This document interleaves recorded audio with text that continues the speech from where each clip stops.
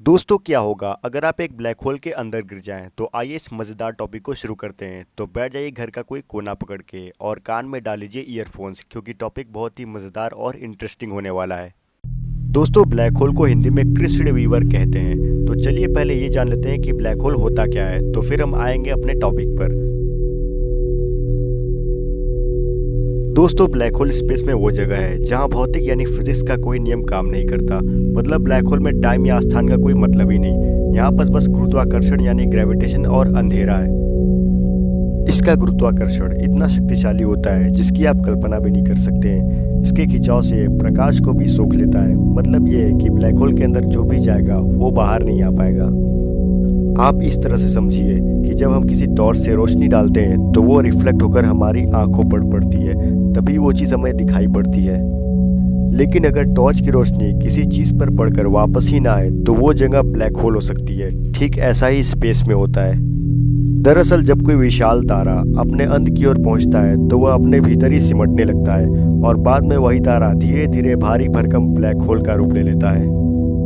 और फिर उसकी गुरुत्वाकर्षण की शक्ति इतनी ज़्यादा बढ़ जाती है कि उसके प्रभाव क्षेत्र में आने वाला हर प्लेनेट उसकी ओर खींचकर अंदर चला जाता है। जो भी उसके दायरे में आएगा तो वो ब्लैक होल उसे निगलने लगता है।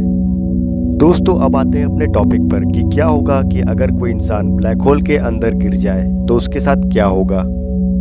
दोस्तों ऐसा हो सकता है कि किसी दूसरे ग्रह पर जीवन की तलाश में निकले हो या फिर अंतरिक्ष यान से बाहर निकले हो और तभी ब्लैक होल की चपेट में आ जाए और उसमें गिर जाए। ऐसे में आपके साथ क्या होगा उसकी कई संभावनाएं या पॉसिबिलिटीज़ हैं।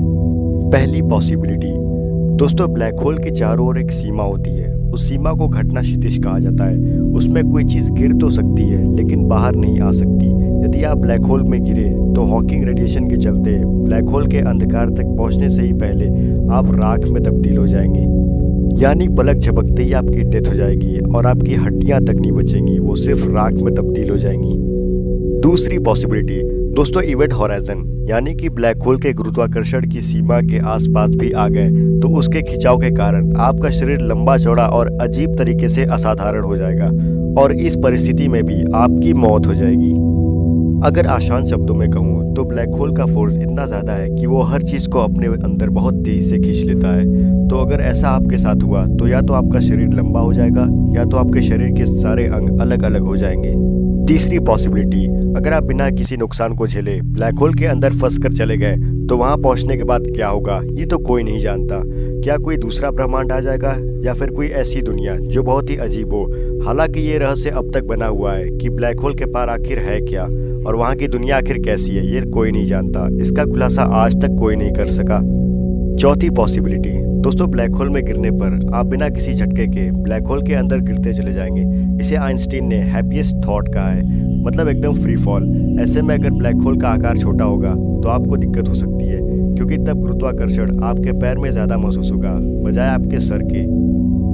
लेकिन मान लेते हैं कि ये ब्लैक होल हमारे सूरज से काफ़ी बड़ा है तो आप अपना पूरा जीवन सामान्य तौर पर तब तक बिता सकते हैं जब तक आप भूख प्यास से मर नहीं जाते।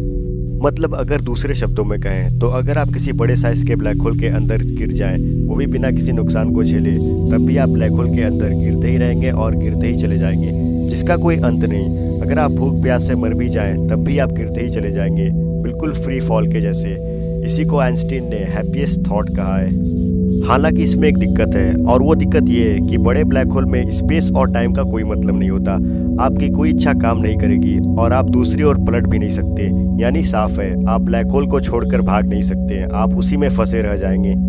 मतलब एक बात तो कंफर्म है कि ब्लैक होल में गिरने के बाद आप ब्लैक होल की बाहरी सतह पर जलकर राख हो सकते हैं या फिर उसके अंदर आसानी से पहुंचकर अनंत गहराइयों में खो सकते हैं, जिसका कोई अंत नहीं। दोस्तों वीडियो अच्छा लगा हो तो लाइक और शेयर करना मत भूलिएगा और चैनल पे नए तो सब्सक्राइब कर लीजिए।